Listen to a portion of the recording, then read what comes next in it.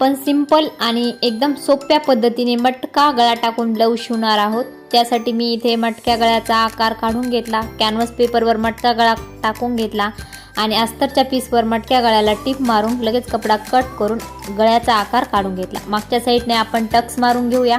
Tux मारून घेतल्याच्या नंतर अशा 4-4 सेंटीमीटरच्या मी इथे 2 पट्ट्या घेतलेल्या आहेत।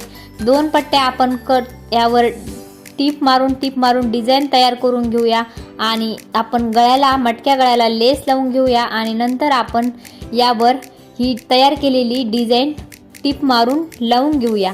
बघा, गोल राऊंड करून अशी ही डिझाईन लावून घ्यायची, थोडासा साईडला लावून घ्यायची, मध्ये थोडी जागा सोडायची आणि डबल यावर आपण पहिली लेस लावली तशीच लेस वापरा, नाहीतर ज्याची त्याची चॉईस दुसरी पण वापरू शकता। आणि असं करून यावर आपण एक टिप मारून घेऊया आणि टिप मारून घेतल्याच्या नंतर यावर आपण असे मणी लावून घेऊया। बघा, मी